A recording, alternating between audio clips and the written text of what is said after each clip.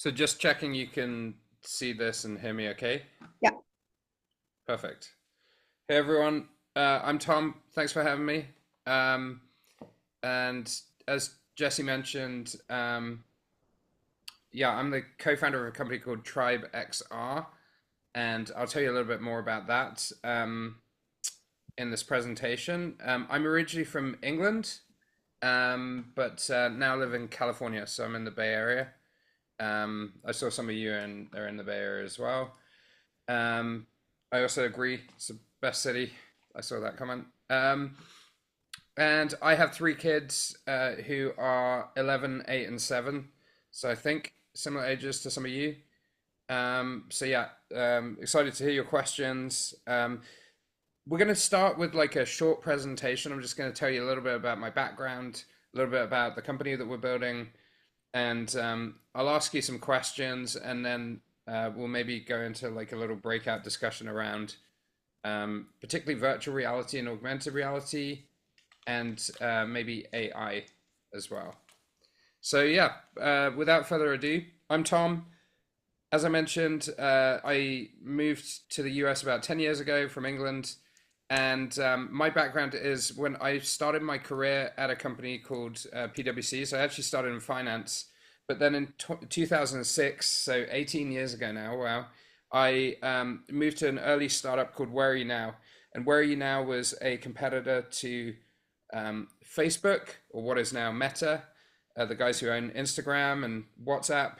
Um, and yeah, so we built Where Are You Now? And in something like in 2006, I think we had something like 20 million monthly active users, which at the time was huge. That was in a world that predated smartphones. So these were all people on their computers at home, logging in and socializing online. So I started my tech career at Where Are You Now? Where Are You Now was acquired by a company called lastminute.com. The purpose of Where Are You Now was we were connecting people based on their location. So if they were traveling somewhere or if they were in a city and they wanted to meet other people, we connected people on that basis, which in 2006 was a revolutionary idea. After Where Are You Now? I started a company called SuperAwesome. I was one of the co-founders there. SuperAwesome was our mission was to make the internet, so to make the online world safer for kids. So we built a whole load of products that were specifically based around things like age verification, making sure that if you were under 13 that you wouldn't get served inappropriate ads, that you wouldn't have data collected on you, and you know if you're under 18 that suddenly you're in a safe place. And we essentially provided the backbone for a lot of companies who were serving the kind of kids, teens, and family market. So it's super awesome. We worked with a lot of companies like Roblox and Fortnite, so Epic Games, Fortnite, Disney, and lots of other like brands targeting that market.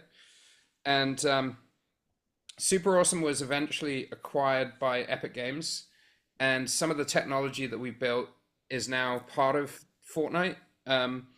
And a lot of the team that we built is now part of the Epic Games team, working both in Fortnite and in other businesses that Epic Games owns. That was an amazing experience. We weren't a games company, we were a technology company, but we served a lot of games companies. So we saw the growth of Roblox and Minecraft. We also used to do a lot of research and provide information to products and brands that served that market.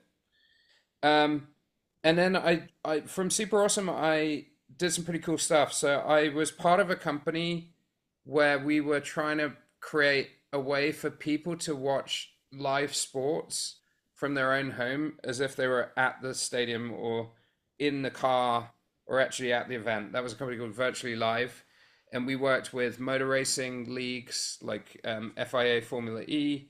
We worked with some soccer leagues, basketball, and yeah, we built a product and a bunch of test products for those sports leagues, and that was really my first experience with virtual and augmented reality, or VR and AR. And what happened then was basically, I think with that company, we were a little bit early for the market. So VR and AR are still pretty new technologies, and a lot of people. I think there's probably like 30 or 40 million people in the world with virtual reality headset. Um, but there's like billions of people with smartphones and TVs. So we were probably a little bit ahead of the curve. And in building those products, I started thinking about like what could virtual and augmented reality be used for that would be really kind of fun and interesting and maybe educational. Um, so we came up with this slightly crazy idea using virtual reality headsets like this one, the Quest 3S, to create a virtual studio to teach you how to DJ. So what is DJing? I don't know. Like, do any of the people on the call do you know what a DJ is? What do you think DJs do? Like, please pop your thoughts in the chat. I don't know if I can see any messages there.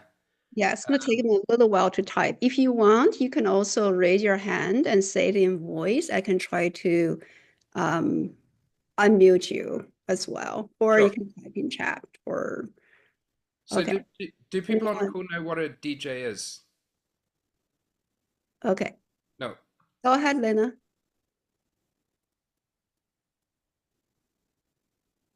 disc jockey. DJs are people who control the music at a party. They play and mix music. Yep. Yeah, you got the right idea. So a DJ is Yes. It's yep, a like it's a music set. right. That's right. They play music. So DJs are disc jockeys. The name disc jockey originates from a time where music actually was physical. You had like a disc and you put it into a machine and it played music. Nowadays it's all software. But yeah, so DJs are basically people who mix tracks together, mix music together, and they do that for parties, for radio stations, for events, for all sorts of things. Um, and they use equipment to do that, and they essentially are the as a group they are the people who act as tastemakers for the music market. So often DJs will discover music or artists, and they'll share that music at parties, events, and so on. Um, and increasingly, DJing has become kind of very popular amongst actually your demographic, your kids your age.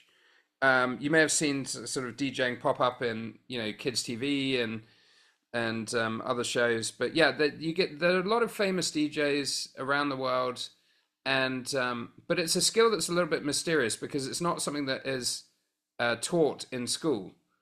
Generally speaking, if you want to learn to DJ, you've got to buy equipment, you've got to take lessons or figure it out yourself using YouTube or buy classes online, and the equipment itself is pretty expensive. So we came up with this idea that we could simulate, so we can make virtual equipment and give you lessons and basically teach you everything in a VR headset like this, like the Quest 3. Um, and we could teach you the skills of being a DJ without the need to buy expensive equipment, without the need to go to classes, and enable everyone to become a little bit more creative. So this is what a DJ mixer looks like. This is the sort of hardware that we are emulating in Tribe. And this particular setup here that you can see this person DJing with has two CDJs. So if you look at the right hand side, you can see the little circular platter.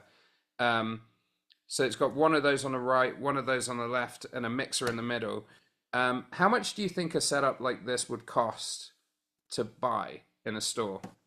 Just yeah, put your answers in the chat or shout out.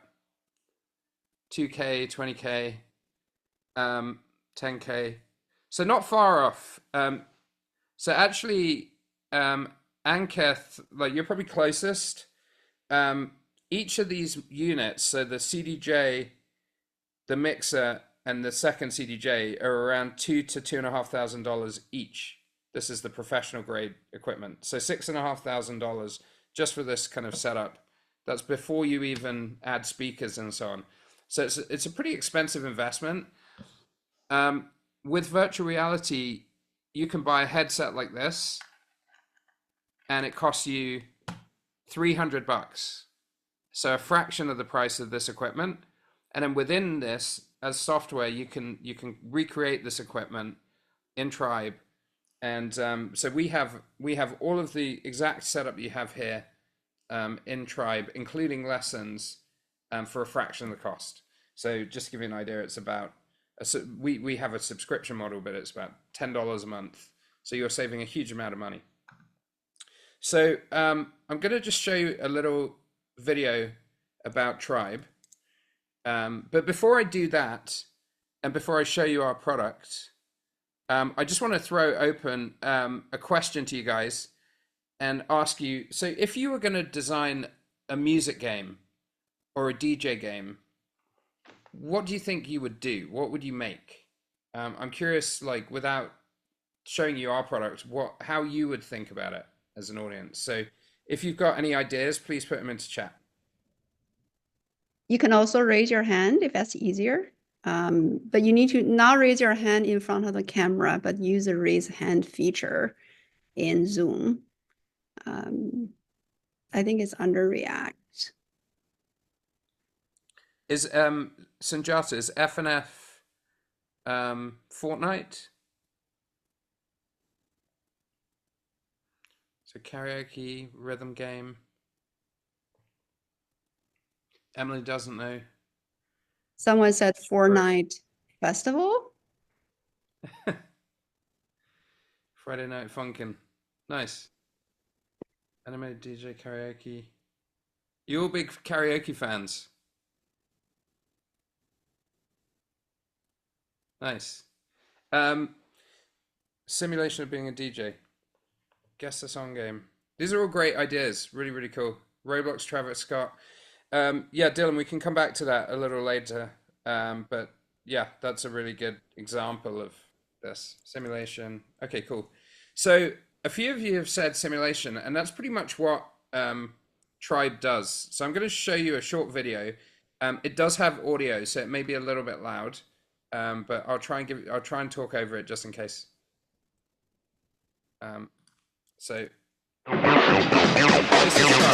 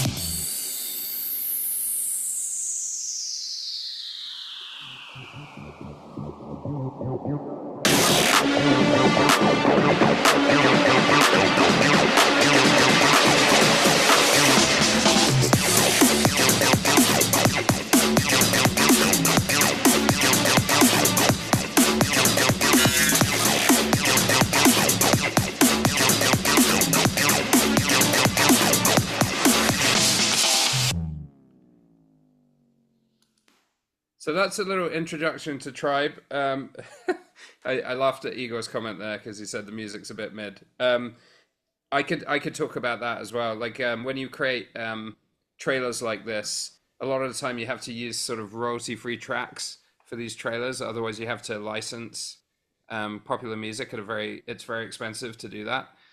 So we actually spend a lot of time finding, music that we can license affordably for these sort of trailers.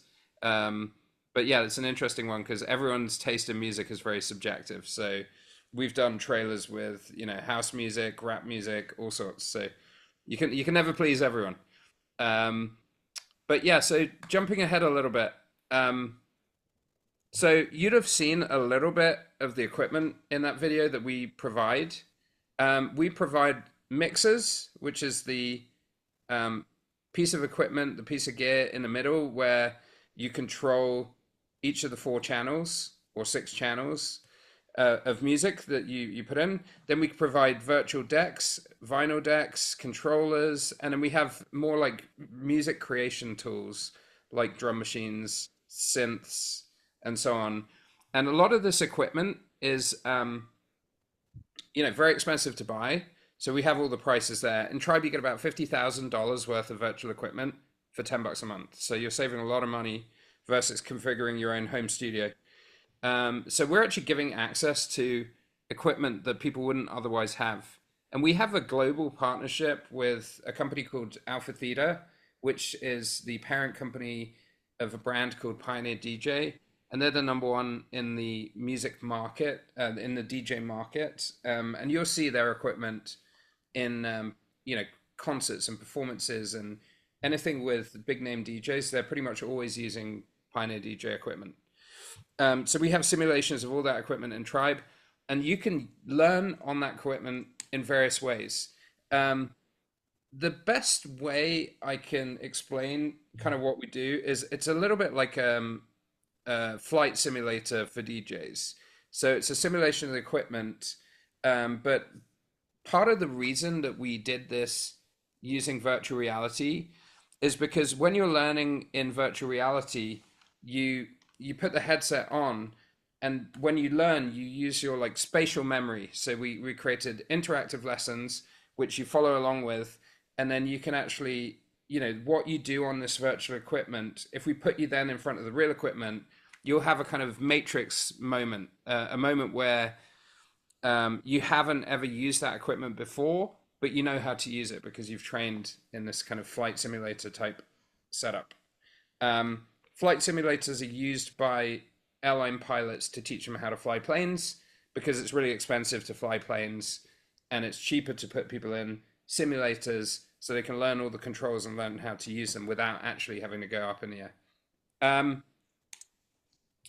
So yeah, our company partners with a lot of big companies that you guys might be familiar with. Probably the best known ones are the parent company of TikTok, which has a VR headset called Pico. We work with Meta, which owns MetaQuest, as well as Instagram, WhatsApp, lots of other products. We also work with, Meta AI. We don't work with, good question. I can see Cairo is asking, why don't we work with Spotify? The reason we don't work with Spotify is because currently Spotify does not support DJing. So if you have a Spotify account, you can't actually use your music in a DJ product. Whereas Tidal, SoundCloud, Beatport, they all allow DJing. And now there's some companies like Apple Music and Amazon Music are exploring adding DJing to their offering. We're hoping that Spotify comes back. I'm a huge Spotify user, so it would make my life more easy and fun as well. So I was just going to give you a little bit, because this is really a talk about game design, I just wanted to give you some examples of how we went about building Tribe and some of the ideas that we came up with and some of the design decisions that we made in building Tribe. So first of all, in order to build a game in virtual reality, you need to generally use a 3D game engine. And in VR, there are two game engines that pretty much everyone uses. One of them is Unity, and the other one is Unreal. And we went with Unreal Engine. Unreal Engine is also part of Epic Games. And Unreal has UEFN, as one of you mentioned just then, Unreal Fortnite Engine. Unreal is the engine that powers Fortnite, and it's a game engine that you can use to build immersive games. We picked Unreal because the lighting and the sort of graphics are, in our opinion, we're ahead of Unity, and for what we were doing, which is like trying to make realistic looking assets and environments and all of that, we felt that Unreal was the best option for us. So yeah, we've all built in Unreal, and I can see some of you big fans of Unreal from the chat. So after picking a game engine, then we decided, obviously, you've got to design what your product looks like. And when we started, we had very simple mixer and very simple decks, and we just wanted to demonstrate that people could actually learn to DJ in virtual reality. But this has evolved now, because as we worked with our customers, our users, those customers gave us lots of feedback that they wanted more detailed controllers, better environments, and so on. So now you get to a situation where we're creating 3D assets. So like the CDJs you can see here, the mixer. We're also creating environments, like really hyper realistic environments. So we have like lots of environments in Tribe, from nightclubs to this type of environment, which is more of a desert lounge environment. We have like nighttime environments, daytime environments. When you're building for virtual reality, one of the things that you have to make sure works really well is that the assets that you create, so the models of the CDJs and the environment, perform really well. And that's to say that when you make one of these models, you have to make sure that it's optimized. So these models, these 3D models, are made out of little polygons, little kind of triangles. And they're not really visible to your eye in this picture, but you try and make sure that those models don't have too many triangles, because if they have too many triangles, then it creates a lot of lag in the product. So we try and optimize all these environmental and 3D assets so they're highly performant. And then we make these lights and all this responsive stuff. And then one of the other things that we've worked on a lot in VR is making the look and feel of the product really realistic. And so when you're DJing, a lot of the time you're pushing these knobs up and down, or you're rotating buttons, or you're pressing on these circular platters. And we just, we spend a lot of time making sure that it's very fast and responsive. And so Omar's asking a question of how long it takes to script and design the DJ panel. It's been an ongoing thing, so it's much quicker now for us to add a new product, but it really depends on what features that product has. So for example, the latest Pioneer DJ gear has things like audio stem separation. So that means that there's like 3 buttons on it, and when you're playing a track, so let's say you're playing, I don't know, Sabrina Carpenter, and you decide, right, I just want to hear the drums, or I just want to hear the vocals, or I just want to hear the melody. You can press a button and it takes out all the it will only isolate the vocals and remove the drums and the melody. Or you can just have the melody and take out the other pieces. Implementing a new feature like that, if our product doesn't have it, takes a lot of time. If it's just redesigning the actual interface, it's much quicker to just move buttons around and things like that. So it really depends. But I would say now we can add new software probably, in a few weeks to a month, we can add a new piece of hardware into Tribe, virtual hardware. Diva's asking, what do you mean by triangles? So I would definitely recommend Googling polygons and 3D modeling, maybe on YouTube or similar. But yeah, basically the way that you construct a 3D model is that it's made out of a whole bunch of triangles. The model itself is made out of a bunch of triangles, and you essentially want to try and make the model as realistic as possible with the smallest number of polygons as possible, because that way it's going to perform faster than. So like, let's say if you had a CDJ and the CDJ had like 8 million polygons, that's going to be really high, it's going to be high load times. It's going to be like not very performant. Whereas, our modelers will try and get it, the same CDJ, the same look and feel, but with like 4,000 polygons or 5,000 polygons rather than millions. So it's that type of optimization. So a lot of the time when we're building these models, we build them from scratch, rather than going on like third-party sites like TurboSquid or other places like that to buy models, because a lot of the time those models are very high poly count, and that's not what you need when you're in VR. So sorry, that was a little bit deeper than I thought. The second thing that we think about, aside from 3D assets, is like, what is the content that we want in Tribe? So for our customers, what do we need? We need like equipment, skins, avatars, environments, all these sort of things. But we also have to think about the user interface. So the menus in the product, how do you interact with those? Here you can see there's like a hand, and you have a little laser, and you point to things, and then you click with your controller. You know, we try and make those menus really simple, really easy to use. And then we also try and add in like all the features that our customers want, but in a way that's not very confusing. And that's something that's very iterative. You have to kind of, you know, put those products in front of customers and get their feedback and make sure it's really easy to use, because if it's hard to use, people won't spend time learning how to use it. The other thing that we do a lot of in Tribe is we think about, you know, we're trying to turn aspiring DJs, people who want to learn to DJ, into professionals and performers. And the way that we do that is we give them the equipment, the virtual studio, but we also give them lessons.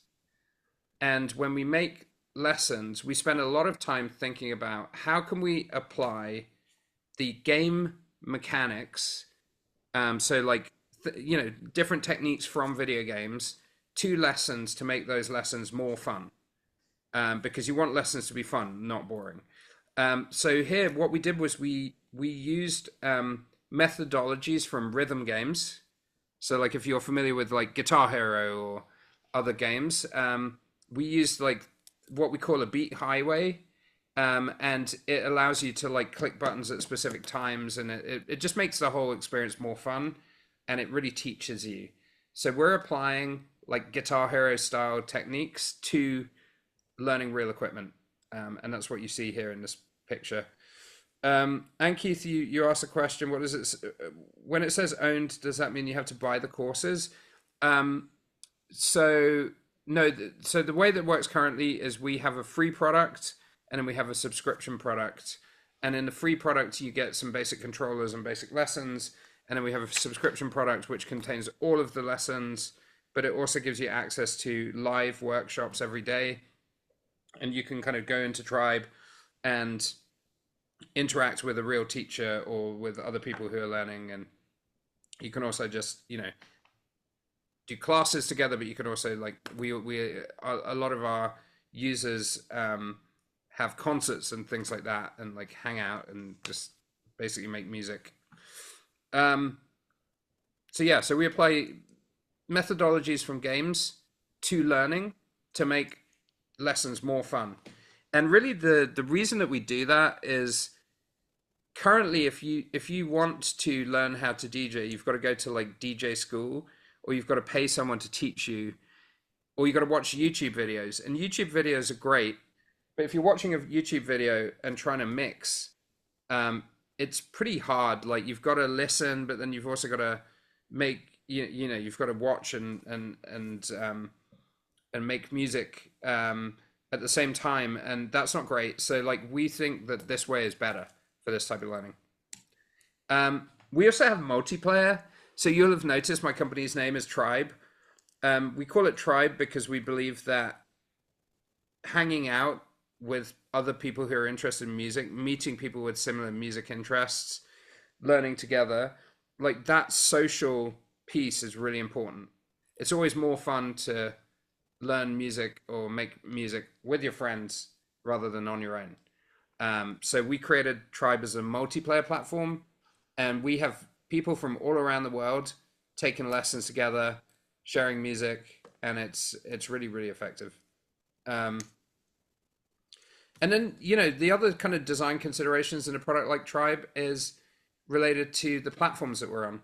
So on the left-hand side of this slide, you can see one of our teachers in mixed reality.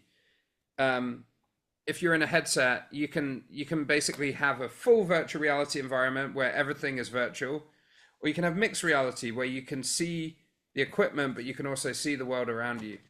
And mixed reality for DJing is a great way to learn because you can be in your room at home and you can, sit down at your desk and see your virtual equipment there, but you can also see your friends around you. It makes it easier and more fun to learn.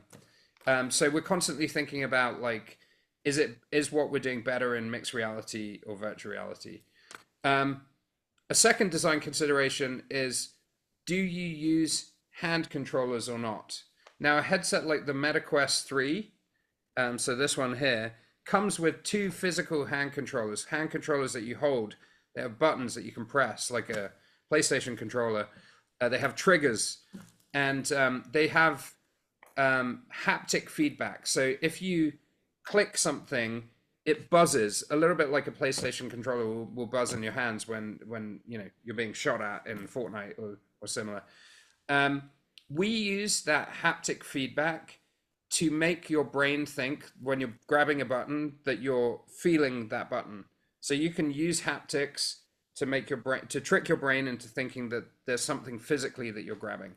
But the MetaQuest 3 also allows you to control things without those hand controllers. So you can actually pinch the air and grab and twist and turn. The only downside if you use what is known as hand tracking, so without controllers, the only downside there is that you don't have haptics. So if you grab the air, you just feel like you're grabbing your finger. You don't feel like there's a button there. So that's a kind of trade-off that we're constantly thinking about. The other thing is that controllers tend to give you a more accurate pinch and grab versus just grabbing the air. And the reason that is because positionally they're better. The click button is a little bit more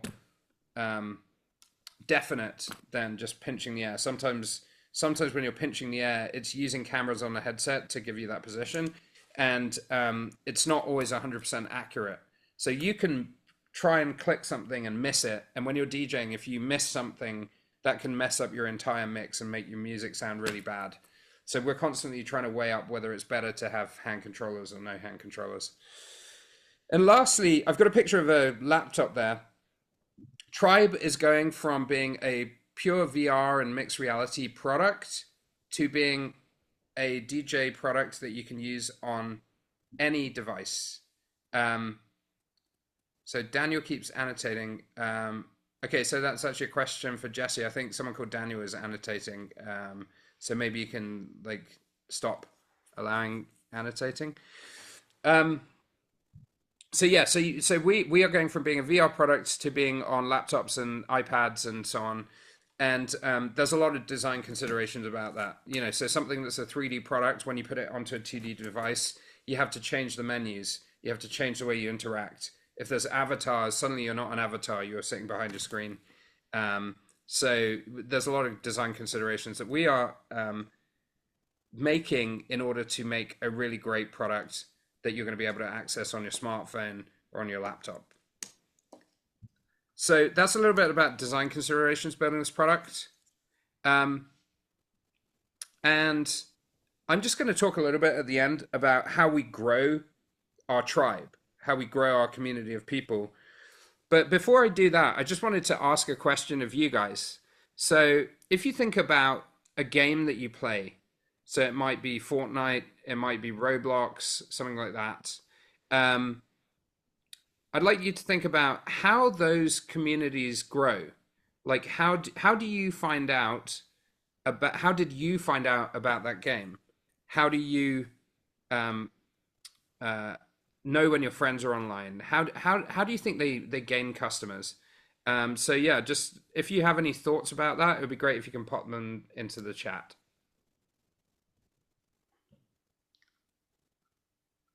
You can see Giselle saying Roblox always. Books, word of mouth. Colin, what do you mean by books?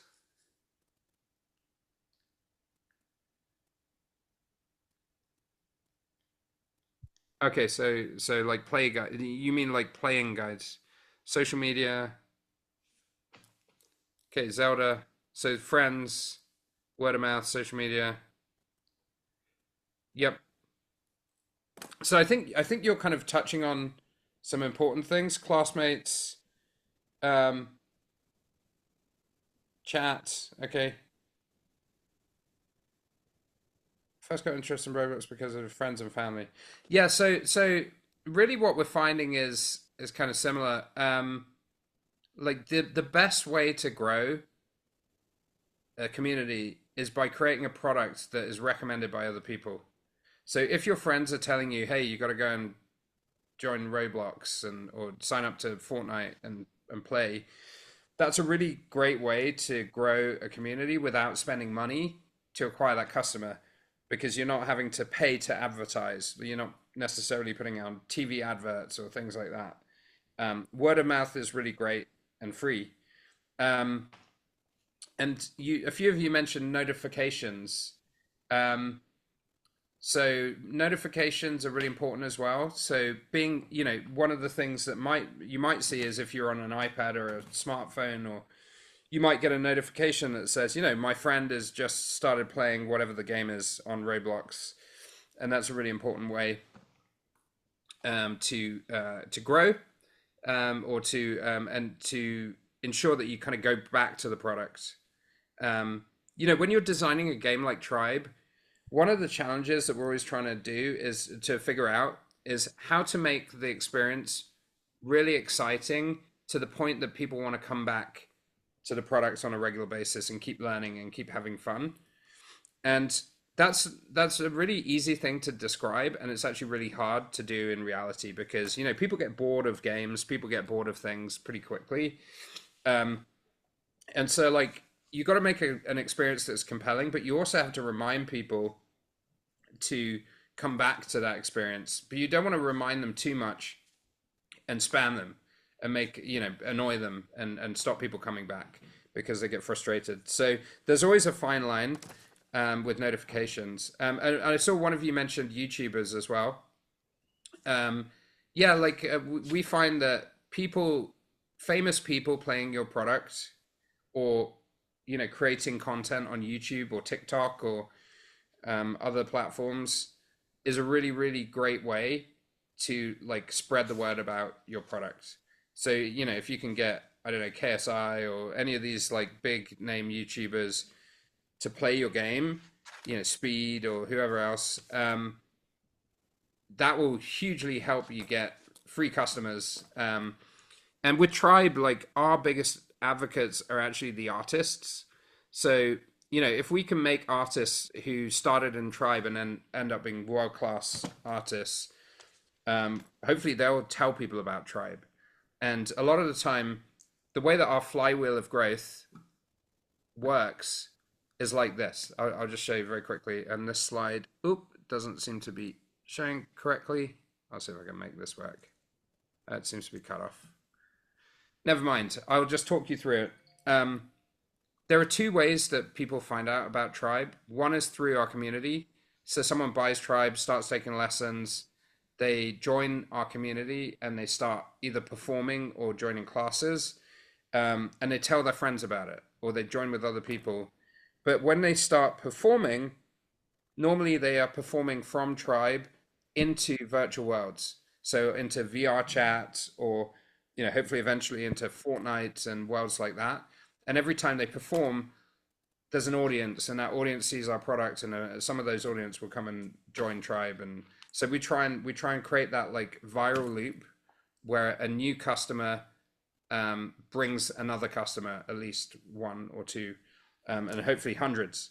And then there's a second element, which is we work with Alpha Theta, we work with Beatport and all these music partners, and we try and work with them to co-market our product. So they make their customers aware of Tribe. And so both of those ways are ways that you can avoid having to pay to advertise to get customers. And for a company like us, the best way you can grow is by using these type of loops to not spend your money on advertising. I can see that from a question from Jesse. So a couple of things before we wrap. just going to show you really quickly that this seems to be good. I might have to reload the slide. But this is an example of someone DJing in a virtual world. And then You want to kind of stop share and reshare. Somehow it's only showing the top half. I will do. Yeah. And then if you can type that URL in the chat so that everyone can access it, that'd be great. Right. Can you see this now? Is this working properly? The text is fine, but I think the text is only on the upper screen. That's why. But Yeah, go I'm just ahead. going to see. This seems to be working now. Okay, so this is an example of someone playing in Tribe in a virtual world. So you can see here an audience and then the DJ track. So that's what I wanted to show you. So yeah, so to jump ahead, we have now a product that's completely free. It's at dj.tribexr.com. I'm just going to pop it into the chat. And I'm going to give you a very quick example of how to DJ. And then hopefully you can, go and try it out yourselves. It's free. You don't need to sign up. I think you just give an email address, but you don't need to pay for this product. And yeah, we'd love your thoughts on it. It's this 2D product is browser-based. It's accessible currently on laptops and PCs, so Macs and PCs. We are going to add tablets and smartphones shortly in the next couple of weeks because we're adding touch interaction. But yeah, I'm going to give you a very quick overview. Can you see this product now? Can you see the decks, Jesse? Yes. Okay, perfect. And I don't know if you're going to be able to hear the audio, but I'll give you a very quick example and then you can let me know if you can hear it. So what I've done here on the right, we have a music menu. We have some tracks there to get you started. And we also have an AI DJ mentor. So here, this AI DJ mentor is there to, like a chatbot, is basically guiding you through it. So you can say like, what DJ controller is this? And it will tell you, it will give you an explanation of the controller.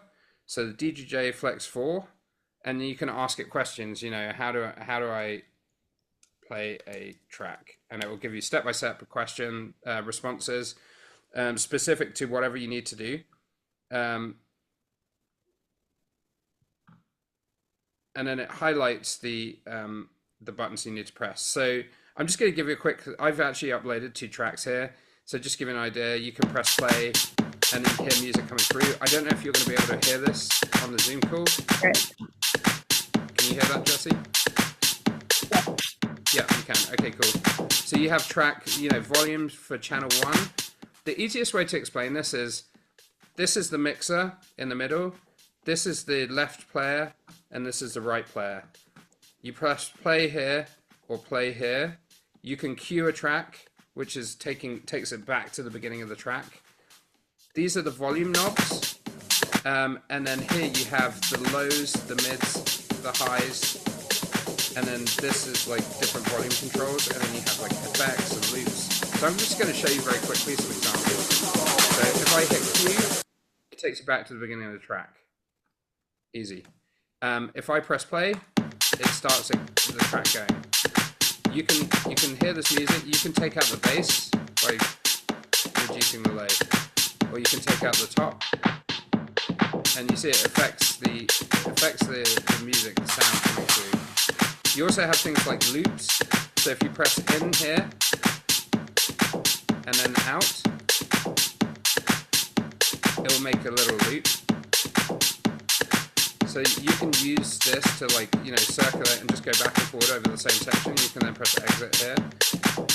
There are different effects that you can apply. So here you have different effects that you can basically put onto this right track or the left track. And then you also have lots of other features. So these pads here allow you to set keys and key points within your mixer, and you can also use different effects here, so beat jumping.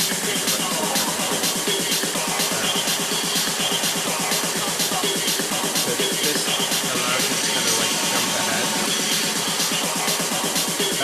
yeah, I encourage you to like ask a lot of questions of the AI DJ mentor, play around with the music, and just see how far you get. And so, yeah, this allows you to mix one track into the other. I'll just show you very quickly how you would do a simple transition, and then we'll move to questions. So here you've got a track on the left side. This is a 125 BPM, so it's 125 BPMs. On the right, we've got a track that's 126 BPM. So normally you would make the BPM the same. So you would move this slider down until you get to 125 BPM. 125 BPM. Or you can pick a track that's just 125, like for example here. And then you can start the track, and you're trying to line up the beats. So I'll show you how to do this. So you see here the beats are not aligned. So then you would use this jog wheel to line the beats up. And so you can do that and basically keep doing it manually. Or you can use something called beat sync, which is this button here, and it will bring those tracks together. Once the tracks are lined up together, you can then take the bass out of the second track system, and then bring this track in, and then take the bass out of the first track,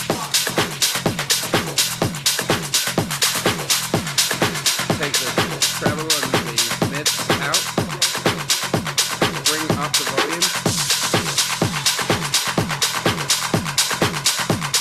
and then you do a little transition. And there you go. So now you have changing waves like okay. That's really cool. I Hopefully love that it. gives you an idea. It's dj.tribexr.com to try the product out. And yeah, love any questions. That was really, really cool. And I can see why people who can do DJ feels really cool as well. Because if you can do something like that, everyone will think, oh my gosh. And yeah, so we're going to open up for Q&A. I know we're a little out of time, so maybe we'll just keep this a little short to like 5 minutes. If you guys have questions, you can raise your hand or you can put it in chat. I think Julian is asking how many people did they take to build this? You want to share? So we have currently, if you count like our full-time employees and contractors, we have about 15 people working on the product, 15. And it's taken a lot of time. So like we actually started the company about 5-6 years ago. It's a really, really hard product to build. So we have a lot of engineers in our team. It's primarily an engineering and product team. And those engineers have worked at places like Pixar and one of our CTO is like a Cal computer science grad who had his own game studio. They're all very experienced. But yeah, it takes time to build it. So it took us really about 3 or 4 years of hard building to get to a point of product market fit. And when you're building for virtual reality, it's quite hard because it's easier to work on 2D products than it is for 3D products. And we're actually working on both 2D and 3D products. So, but yeah, it's about 15 people, and I can highly recommend it as a career, as something to do.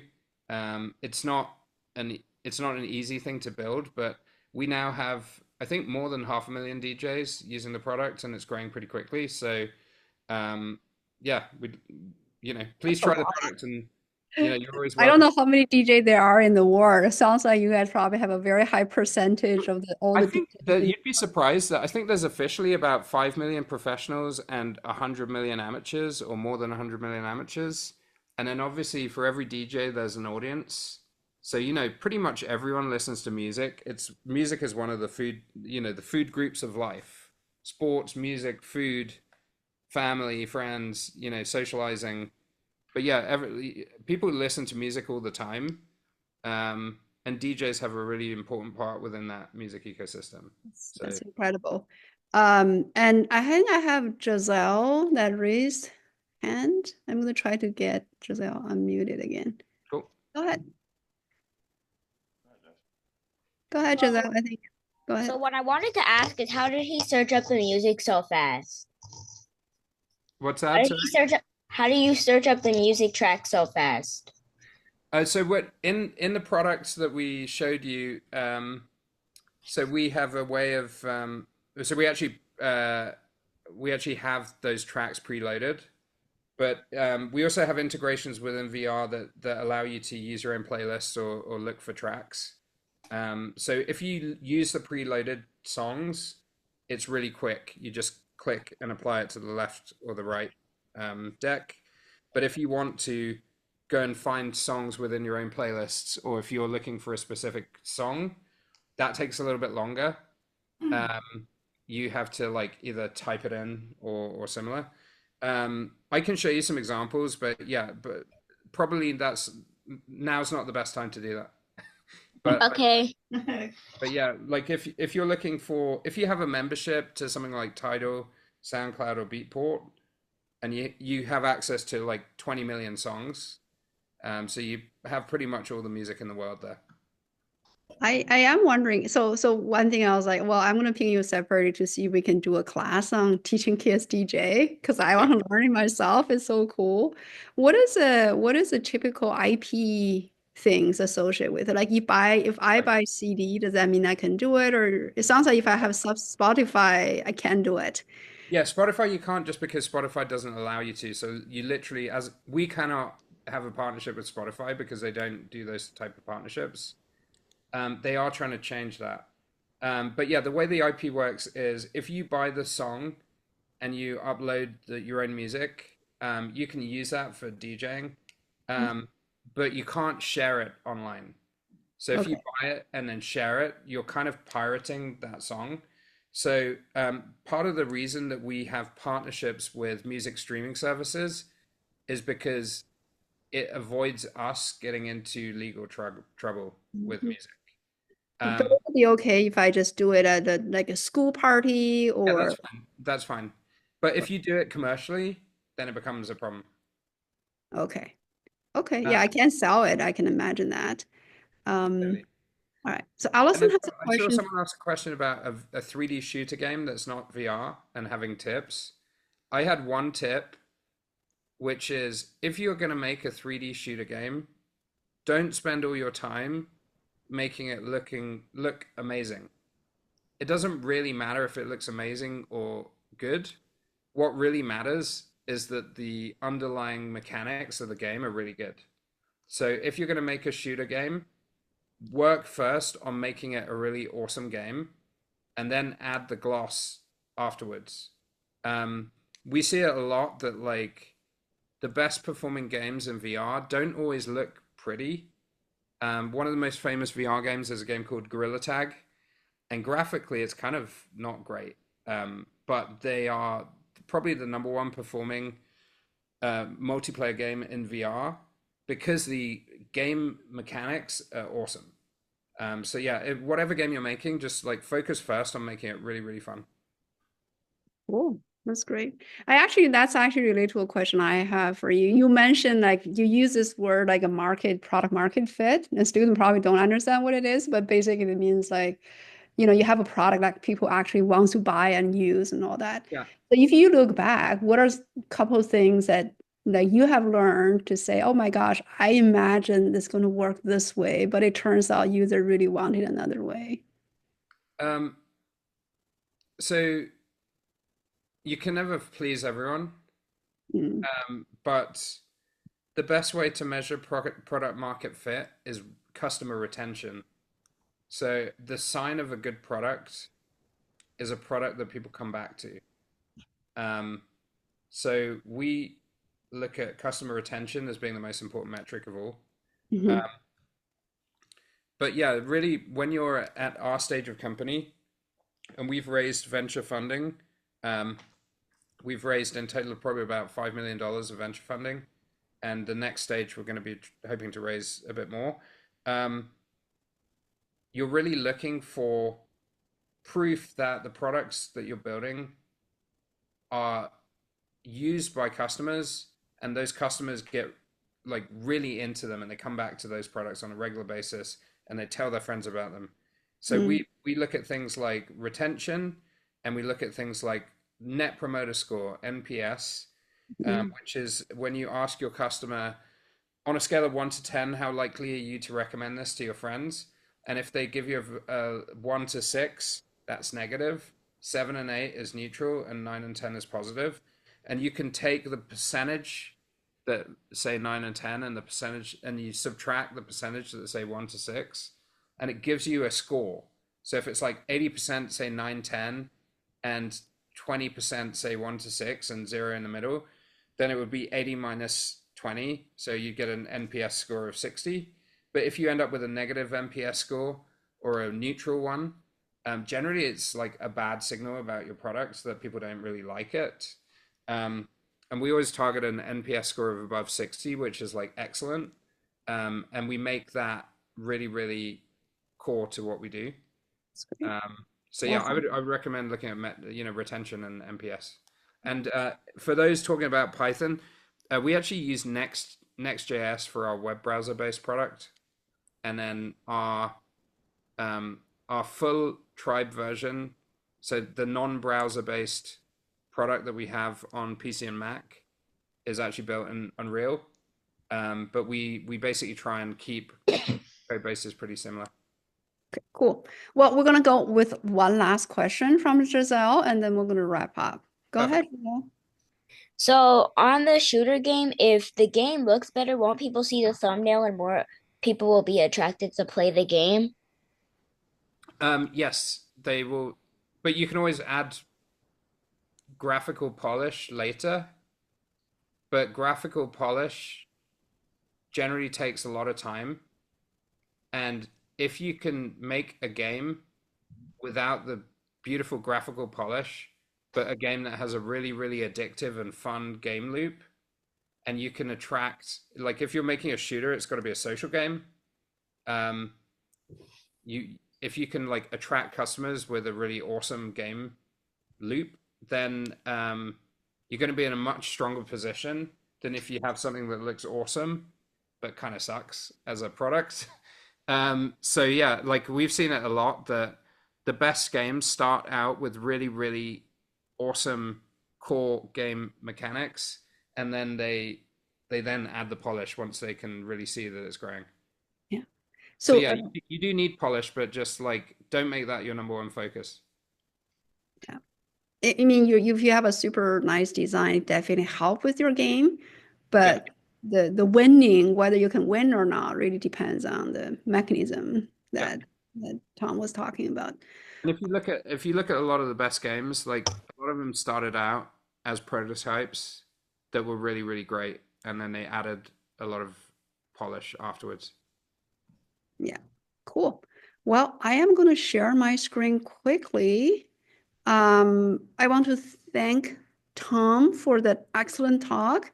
The product is absolutely amazing, and as I mentioned, I'll definitely actually ping you to see how we can do a DJ class. That's like so fun and cool. It's definitely cool for sure. And we'll see what we can do with it. With that, for our students, thanks for joining and thanks for your awesome questions and participation. We have another cool class coming up. I think it's either Saturday or Sunday, but you can go to the event page to sign up because this is Hour of Code week. So we're running this free class built on Minecraft. You don't have to have Minecraft to do this. You can download the free version of Minecraft and do this event actually. With that, I want to thank Tom again for his excellent talk. I hope to see you guys again soon in our event. And happy holidays, everyone. Thanks, guys. It was very, very interesting.